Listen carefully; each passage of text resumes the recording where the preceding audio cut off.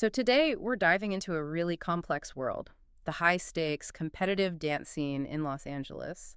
But we're going to look at it through a surprisingly philosophical lens. We almost have to, right? Yeah. Because our main source here, the reflections of a professional dancer who has really lived this LA life, it reveals something pretty profound. Which is what? That success at the highest levels, it isn't just about your technique.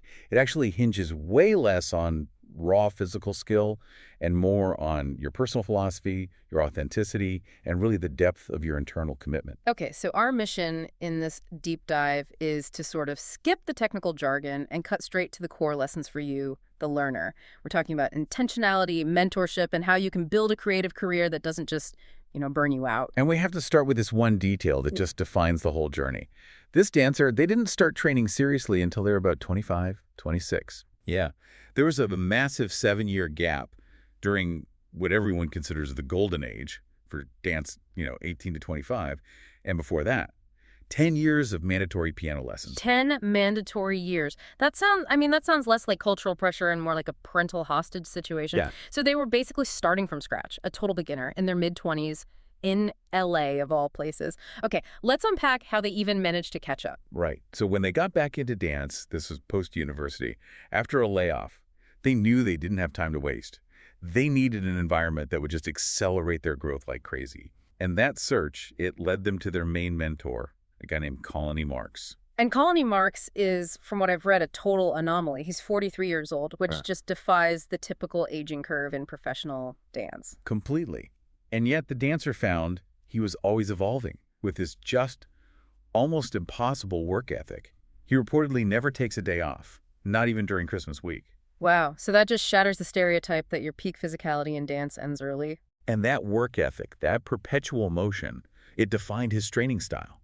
The dancer calls it intense, non-negotiable. Some might even say it's a torture method. A torture method. Yeah.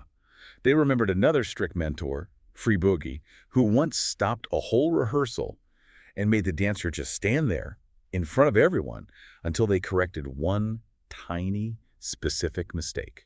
Oh, that sounds absolutely brutal. I mean, the psychological pressure must be off the charts. If it's that unforgiving, isn't there a huge risk of just collapsing? Why would they say this is the fastest way to get better? See, that's the critical insight for you to grasp here.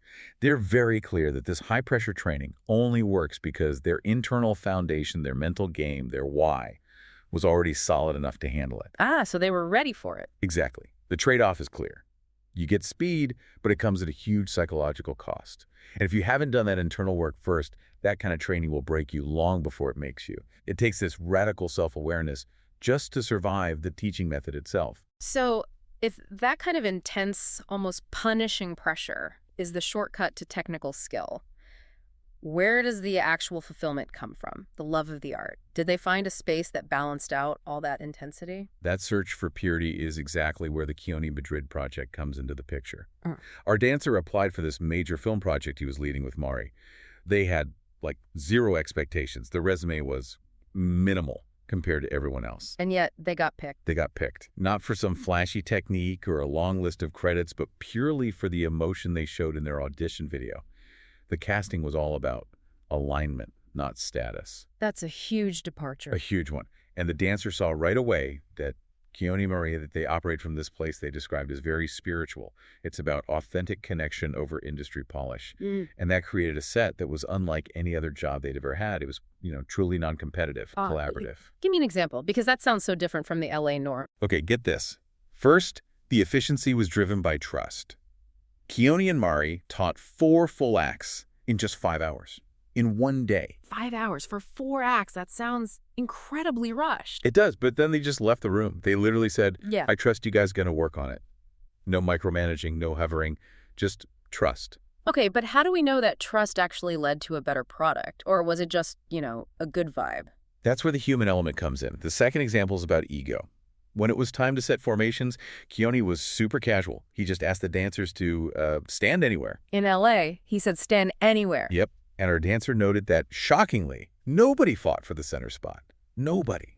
And Keone, he personally remembered the names of all 40 international dancers on that set. It just proved that when the focus is purely on the art, that need for external validation, it just kind of vanishes. And this all leads to that story about filming the church scene, right? The source describes this moment where the shared emotion was so powerful that dancers were openly weeping on set.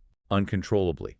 And they weren't crying about the choreography or, a misstep. They were crying because they felt genuinely cured from these personal low points in their own lives. Wow. That's the ultimate aha moment, isn't it? The transcendental power of dance. It moved way beyond technique and became real emotional, spiritual healing. It showed that the purest art is regenerative. It's not transactional. Okay, but that Keone Madrid project, it sets an impossibly high bar. And as the dancer found out, the day-to-day reality of the LA industry is pretty much the exact opposite. They critique the scene as being intensely status-oriented. Oh, absolutely. In LA, the currency is resources.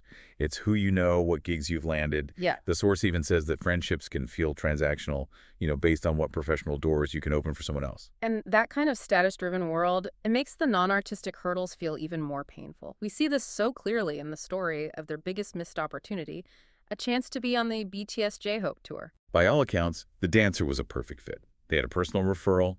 Their availability was ideal. Fly out Friday, perform Saturday, come back Sunday. It was all designed so they could keep their full-time job. Everything was lining up. So what happened? Why did it fall apart? It obviously wasn't about talent.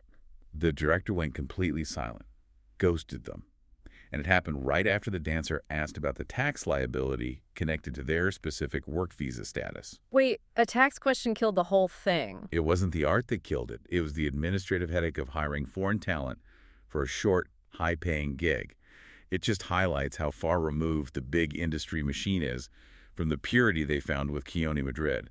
Bureaucracy, not artistic merit, is what controls access. Which brings us back to how they respond to all this. Their whole philosophy of slow is fast. Knowing these external barriers exist, the dancer chose to spend 5 or 6 years just solidifying their foundation. Right, their technical skill, their economic stability, their mental readiness, the whole package. They want to be overqualified when the right big opportunity comes along. So the goal isn't just quick fame. Not at all. It's not about taking jobs before they feel fully cooked. The goal is to be so undeniably skilled and stable that you're too valuable to ignore no matter what your visa status is. It's a really smart long-term strategy in such an emotionally volatile field. And their thinking doesn't just stop at personal strategy. They're proposing a way out of the whole system, really, centered on community. They argue that this constant dog-eat-dog competition is just counterproductive. Yeah, their strategy is what they call make the cake bigger. Make the cake bigger. Instead of fighting over the limited resources that exist now, you work to increase the overall market and opportunities for everyone. It's basically a cooperative survival guide. And that actually mirrors the origins of street dance itself, doesn't it? It really does. You think about hip-hop, rap. When the existing institutions, the traditional studios, the mainstream media, when they rejected these art forms, what did the artists do? The artists in places like the Bronx, they created their culture from nothing. They didn't ask for a piece of the pie. They baked a completely new one that was all their own. That connects so powerfully to the main piece of wisdom the dancer offers, which I think applies to any field, really, where you have powerful gatekeepers. If there is no road, walk one. Exactly. They see every choice you make as a vote. They urge their peers to vote for the version of the world that you want to see. And that mindset is so crucial for sustainability. It's a direct challenge to the power dynamics in the industry, whether that's about dealing with harassment or just fighting for fair pay. You can't just wait for the road to appear. You have to build it one intentional step at a time. And underpinning all of this, the intense training, the rejection of transactional culture, all of it, is self-knowledge. The final philosophical takeaway is that the most critical first step isn't practicing your technique. It's first knowing yourself, then dancing. Understanding your why. That's the quickest path to real progress. Otherwise, you could spend years mastering technique, but all that hard work is just movement. It's just movement without any direction or lasting purpose. We've really explored a powerful tension here. On one hand, you have the absolute necessity of this intense, almost punishing self-improvement, like with the strict mentors. But that's balanced against this desperate search for purity and meaning, which we saw in that deeply emotional Keone Madrid project. And the enduring lesson for you, the learner, is that professional success in any high-pressure creative field, it seems to require this radical intentionality and self-awareness above everything else. It really validates that idea that slow is fast, that building your foundational identity, your money, your mental health, your skills is the single most important career move you can make. So we'll leave you with this final thought to chew on. It comes from looking at these legendary dancers who reach the absolute peak of fame only to struggle immensely in their personal lives afterward. If achieving everything you ever wanted in your craft doesn't stop life from just continuing, if you still have to eat and sleep and deal with your own mental health after you've won the championship, what is the fundamental non-career purpose you should be seeking? And how does the path you're on right now align with that ultimate lifelong goal?